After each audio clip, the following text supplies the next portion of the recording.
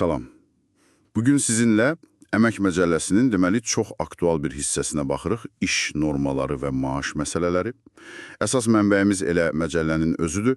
Konkret olaraq 6-cı bölmə, yəni 24 və 25-ci fəsillər çalışacaq ki, bu qanun maddələrinin sizin gündəlik iş həyatınız üçün nə anlama gəldiyini aydınlaşdıraq.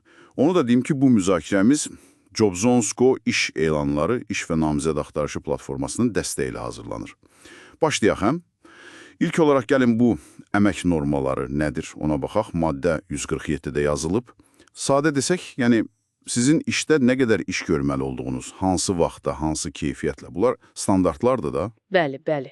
Hasilat norması, vaxt norması, xidmət norması kimi. Düzdür. Və məcəllə deyir ki, bu normalar müasir texnikaya, texnologiyaya uyğun olmalıdır.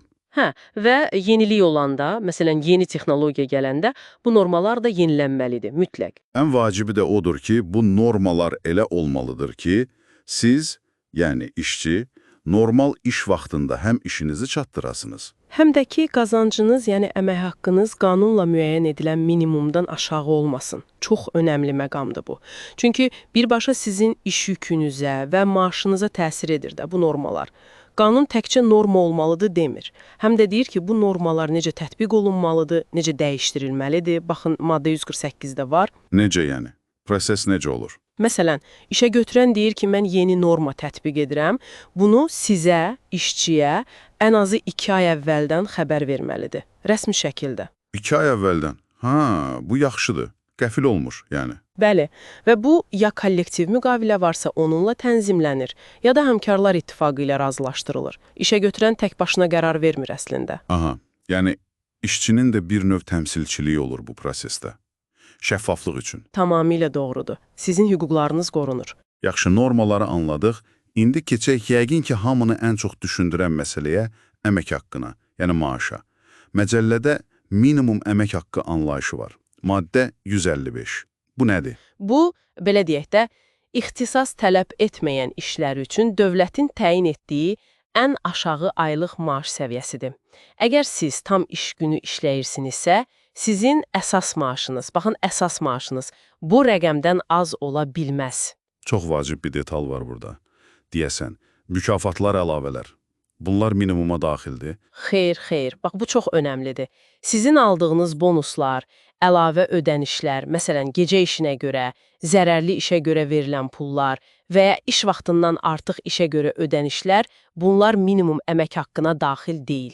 Yəni əsas çılpaq maaş minimumdan az olmamalıdır. Qalanları onun üstünə gəlir. Bəli, tam olaraq. Və təbii ki, heç bir ayrı seçkili ilə, məsələn, cinsə, yaşa, milliyyətə görə sizin maaşınız azaldıla bilməz.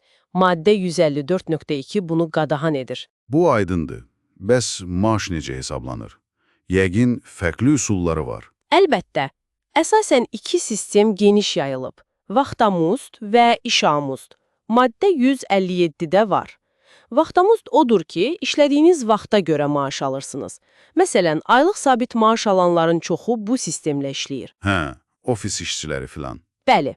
İşamuzd isə gördüyünüz işin həcminə, miqdarına görədir. Məsələn, bir detal hazırlamağa görə müəyyən məbləğ alırsınız. Nə qədər çox hazırlasanız, o qədər çox qazanırsınız. Anladım. Bəs bu tarif dərəcəsi, vəzifə maaşı dediyimiz nədir? Maaşın əsas hissəsi. O, sizin işinizin mürəkkəbliyi, gərginliyi, hansı səviyyədə ixtisas tələb etməsi kimi amillərə görə müəyyən edilir. Maddə 156 bunu deyir. Yəni, daha çətin, daha məsuliyyətli işə görə daha yüksək əsas maaş olmalıdır. Məntiqlidir. Yaxşı, bəs normal iş qrafikindən kənara çıxanda, məsələn, iş vaxtından artıq işləməli oldum. Nə qədər pul almalıyam? Hə, bax bu da çox aktualdır. Maddə 165 qanun çox aydındır burada. Əgər iş vaxtından artıq işləmisinizsə, hər saat üçün, əgər vaxtamız sistemindəsinizsə, saatlıq tarif maaşınızın 2 qatından az olmayan məbləğ ödənilməlidir. 2 qatından az olmayan, yəni ən azı 2 qat. Bəli, əgər işəmuz sistemindəsinizsə, onda normal işəmuz qiymətlərinin 2 qatından az olmayan məbləğlə hesablanmalıdır. Və bir də deyəsən bunu əlavə istirahət günü ilə əvəz etmək olmaz. Qətiyyən olmaz. İş vaxtından artıq işin əvəzi yalnız və yalnız pulla ödənilir. Bəs istirahət günləri, bayram günləri işləsək, Orada necədir? Maddə 164 yanılmıramsa. Orada biraz fərqlidir. Yenə ən azı 2 qat ödəniş almalısınız. Amma burada bir seçim var. Əgər siz özünüz istəsəniz, Mənim öz istəyimlə. bəli, sizin öz arzunuzla həmin iş günü üçün ödəniş əvəzinə başqa bir istirahət günü verilə bilər. Yəni ya 2 qat pul, ya da normal maaş plus əlavə bir gün istirahət. Seçim işçinindir. Anladım. Bu yaxşıdır. Bir də belə bir hal var. Boş dayanma. Yəni iş var, amma işləmək mümkün deyil. Məsələn, işıq söndü ya xammal gəlmədi. Onda necə olur? Aha, maddə 169. Əgər boş daranma sizin təqsiriniz üzündən baş verməyibsə və siz bu barədə rəhbərliyə, yəni işə götürənə vaxtında xəbər vermisinizsə, Mütləq xəbər vermək lazımdır yəni. bəli, bu şərtdir. Onda boş dayandığınız vaxt üçün tarif vəzifə maaşınızın 3/2 hissəsindən az olmayan məbləğ sizə ödənilməlidir. 3/2-si. Yəni tam maaş olmasa da müəyyən bir ödəniş alıram. Düzdür. Yəni sizin günahınız yoxdursa, maddi cəhətdən tam zərər çəkməməlisiniz. Qanun bunu nəzərdə tutur. Baxın, gördüyünüz kimi Əmək Məcəlləsində sizin hüquqlarınızı qoruyan çox vacib mexanizmlər var. Bu qaydaları bilmək əlbəttə çox önəmlidir. Həqiqətən, öz haqqını bilmək, onu tələb etmək üçün birinci şərtdir. Əlbəttə, nəzəriyyəni bilməklə yanaşı, düzgün işə götürəni tapmaq, əmək şərtlərini əvvəlcədən diqqətlə oxumaq, bunlar da çox vacibdir. Bu məqamda jobzones.co kimi platformaların da rolunu qeyd etmək olar. Onlar da çalışırlar ki, iş axtaranlarla işə götürənləri bir araya gətirsinlər, prosesi asanlaşdırsınlar. Bəli, məlumatlı olmaq və doğru resurslardan istifadə etmək iş axtarışında və iş həyatında çox kömək edir. Beləliklə, bugün əmək normaları, minimum maaş, maaşın hesablanma sistemləri, əlavə iş və boş dayanma kimi məsələlərə qısaca da olsa toxunduq. Bunlar sizin əmək münasibətlərinizin təməlidir əslində. Düzdür. Amma məcəllədə müzakirə ediləcək başqa vacib məqamlar da çoxdur, əlbəttə. Hə, bu mövzu dərindir. Amma düşünürəm ki, indi kiçik bir fasilə etməyimiz yerinə düşər. Bəli, məncə də. Söhbətimizə qısa bir reklam arasından sonra davam edərik. Verilişimizə qaldığımız yerdən ikinci mövzumuzla davam edirik. Bugün sizin üçün çox vacib bir məsələyə toxunacaq. Azərbaycan Respublikasının Əmək Məcəlləsində əmək haqqı və təminatlar. Əsasən V bölmənin 26 və 27-ci fəsillərinə baxacaq. Məqsədimiz də, yəni bu qaydaların ən əsas məqamlarını sizin üçün sadələşdirməkdir. Gəlin elə başlayaq. Dinləyicilərimizdən də suallar var bu mövzuda. Məsələn, biri soruşur, əmək haqqımı nə vaxt almalıyam? Gecikmə olsa nə olur? Çox gözəl sualdır. Bu həqiqətən hər kəsi maraqlandıran bir şeydir. Baxın, məcəllənin 172-ci maddəsi bunu çox aydın şəkildə göstərir. Əmək haqqınız ümumi qayda olaraq ayda ən azı 2 dəfə ödənilməlidir. 2 dəfə, yəni avans və qalan hissə kimi. Bəli, adətən elə olur və bu ödənişlər arasında 16 gündən çox fasilə olmamalıdır. Bu vacibdir. Bəs dediyim kimi gecikmə olsa, işə götürən vaxtında ödəməsə. Hə, o zaman diqqətli olun. Balun deyir ki, hər gecikdirilmiş gün üçün sizə ödənilməli olan məbləğin ən azı 1% qədər əlavə pul ödənməlidir. Cərimə kimi bir şey. 1% hər günə görə. Bəli, hər günə görə. Bu sizin tam qanuni haqqınızdır, tələb edə bilərsiniz. Deməli, təkcə əsas maaşı yox, üstəlik gecikmə faizini də almaq olar. Yaxşı, bəs maaşı alanda bizə nəsə sənəd verilməlidir. Başqa bir dinləyicimiz də elə bunu soruşur. Kartıma pul köçür, amma nədən, nə qədər tutulub, heç nə bilmirəm. Bu necə olur? Bu da çox vacib bir məqamdır. 173-cü maddə məhz bununla bağlıdır. İşə götürən hər dəfə sizə maaş ödəyəndə mütləq şəkildə haqq hesab vərəqəsi verməlidir. Yəni, hesablaşma kitabçası da deyirlər. Orada nə olmalıdır ki? Orada hər şey aydın yazılmalıdır. Ümumi hesablanan məbləğ, bütün əlavələr, mükafatlar varsa onlar və ən əsası bütün tutulmalar. Vergi, sosial sığorta, nə bilim, başqa nəsə tutulubsa, hamısının növü, səbəbi və məbləği ilə göstərilməlidir. Bəs əgər müqavilə elektron imzalanıbsa, indi çoxu elədir axı. Hə, o zaman da problem yoxdur. Bütün bu məlumatlar sizin elektron kabinetinizə göndərilməlidir. Yəni, hər şey şəffaf olmalıdır ki, siz biləsiniz pulunuz hara gedir. Aydan, bu vacib məsələdir. İndi keçək elə tutulmaların özünə. Bəzən olur işçi nəsə bir ziyan vurur şirkətə, ya başqa bir səbəb olur. Maaşdan pul tutmaq olur. Amma bunun bir həddi varmı? Yəni, nə qədər tuta bilərlər? 175 və 176-cı maddələr bu barədə nə deyir? Baxın, əsas qayda budur ki, sizin yazılı razılığınız olmadan və ya qanunda birbaşa göstərilməyən hallarda maaşınızdan heç nə tutula bilməz. Yəni, ya mən razı olmalıyam, ya da qanunda olmalıdır. Bəli, qanunda göstərilən hallar da məlumdur. Vergilər, sosial sığorta haqqıları, məhkəmənin qərarı ilə tutulanlar ya da sizin vurduğunuz ziyanın əvəzi. Amma o ziyanın əvəzi də bir qayda olaraq orta aylıq əmək haqqınızdan çox ola bilməz. Bəzi istisnalar var təbii ki. Bəs ümumi tutulan məbləğin limiti nə qədərdir?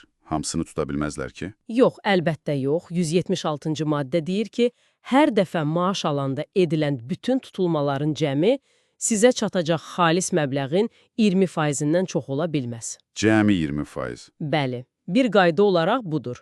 Amma, necə deyim, bəzi çox xüsusi hallarda, məsələn, bir neçə icra sənədi varsa eyni vaxtda, o zaman 50%-ə qədər arta bilər. Amma daha çox yox. Təkcə, məsələn, aliment, tutulmaları və ya sağlamlığa vurulan ziyanın ödənilməsi kimi hallarda bu faizlər fərqli ola bilir. Hə, bu çox önəmli bir qoruyucu mexanizmdir işçinin ailə büdcəsi üçün. Yaxşı, indi keçək 27-ci fəslə təminatlara. Elə hallar var ki, işdə olmuruq, amma həm iş yerimiz saxlanılır, həm də orta maaşımız ödənilir. Bu hansı hallardır? 179-cu maddə deyəsən bu barədədir. Bəli, çox mühüm sosial təminatdır bu. Qanun bir neçə halı sadalayır. Məsələn, siz dövlət orqanlarına çağırılırsınızsa, şahid, zərər çəkmiş, ekspert kimi filan, ya da seçkilərdə komissiya üzvüsünüzsə. Hə. Kollektiv danışıqlarda iştirak edirsinizsə, işə götürən sizi təhsilə göndəribsə, ezamiyyətdəsinizsə. Donor kimi qan verəndə də deyəsən. Bəli, donor kimi qan verdiyiniz gün və növbəti istirahət günü üçün də bu təminat keçərlidir. Və qanunvericilikdə başqa hallarda var. Bütün bu hallarda iş yeriniz və orta əmək haqqınız saxlanılır. Bəs orta əmək haqqı necə hesablanır? Onun da qaydası var 177-ci maddədə. Adətən ödənişdən əvvəlki son 2 təqvim ayı ərzində qazandığınız ümumi məbləğ əsas götürülür. Anladım. Və bir də 178-ci maddə var. Deyir ki, işə götürən maliyyə vəziyyəti pis olsa belə maaşı ödəməlidir. Tamamilə doğrudur. Bu çox prinsipial məsələdir. İşə götürənin maliyyə çətinliyi əmək haqqını vaxtında və tam ödəməmək üçün bəhanə ola bilməz. Əmək haqqı toxunulmazdır. Bütün bu hüquqları bilmək əlbəttə çox yaxşıdır. Amma hüquqlarımızı bilməklə yanaşı, yaxşı iş tapmaq ya da şirkədə uyğun işçi tapmaq da ayrı bir məsələdir. Elə bu yerdə istərdik ki, jobzones.co platforması barədə də qısa danışaq. Bu platforma məhz iş axtarışı və işçi axtarışı proseslərini asanlaşdırmaq üçün yaradılıb. Görməkdədir və fürsətdən istifadə edib HR sahəsində çalışan mütəxəssislərə kiçik bir çağırış etmək istərdim. Hal-hazırda jobzones.co komandası platformanı daha da mükəmməlləşdirmək üçün sizinlə, yəni HR mütəxəssisləri ilə əməkdaşlıq etməyə çox şad olardı. Sizin rəyləriniz, təklifləriniz bizim üçün çox dəyərlidir. Hətta eşitdiyimə görə bu prosesdə kömək edən şirkətlər üçün xüsusi təkliflər də var. Elədir. Platformanın inkişafına öz töhfəsini verən şirkətlər öz vakansiyalarını jobzones.co-da ödənişsiz yerləşdirmək imkanı qazanırlar. Ətraflı məlumat almaq və təkliflərlə bağlı danışmaq üçün info@jobzones.co e-mail ünvanına yaza bilərsiniz və ya +99 45 424 81 26 nömrəsi ilə əlaqə saxlaya bilərsiniz. Veb saytları da jobzones.co. Üstəlik, çox cəlbedici bir kampaniya da var hal-hazırda. Bu ay ərzində jobzones.co platformasında işi götürən kimi qeydiyyatdan keçib, profilini aktivləşdirən bütün şirkətlər tam 3 ay müddətində platformanın premium xüsusiyyətlərindən tamamilə pulsuz istifadə edə biləcəklər. Bu, əla fürsətdir. Əlbəttə. Həmçinin, əgər siz özünüz arzuladığınız işi axtarırsınızsa, mütləq jobzones.co platformasına nəzər yetirin. Orada sizə uyğun vakansiyalar ola bilər. Beləliklə, bugünlük müzakirəmizi yekunlaşdırırıq. Çalışdıq ki, Əmək Məcəlləsinin əmək haqqı və təminatlarla bağlı ən çox rast gəlinən məqamlarını və jobzones.co platformasının imkanlarını sizin üçün aydınlaşdıraq. Ümid edirik ki, danışdıqlarımız sizin üçün faydalı oldu. Bəs siz necə düşünürsünüz bu əmək haqqı qaydalarının, tutulma limitlərinin praktikada tətbiqi ilə bağlı əsas çətinliklər nələr ola bilər? Bəlkə elə bu barədə düşünəsiniz. Diqqətinizə və bizi dinlədiyinizə görə çox sağ olun. Bəli, təşəkkür edirik. Verilişimizdə başqa hansı mövzulara toxunmağımızı istərdiniz? İstər bugün danışdığımız mövzu, istərsə də digər məsələlərlə bağlı suallarınızı, təkliflərinizi bizə göndərə bilərsiniz. E-mail ünvanımız info@jobzonersco. Şərhlərdə də yaza bilərsiniz və Jobzoners.co platformasını izləməyi unutmayın. Həm iş axtaranlar, həm də işə götürənlər üçün faydalı ola bilər. Xüsusilə işə götürənlər üçün 3 aylıq pulsuz premium istifadə fürsətini də bir daha xatırladaq. Əlaqə nömrəsi +994 554 248 126, veb-saytı isə jobzoners.co. Gələn həftənin eyni günündə, eyni saatında yenidən görüşmək ümidi ilə. Sağ olun, salamat qalın. Bizi izləməyə davam edin.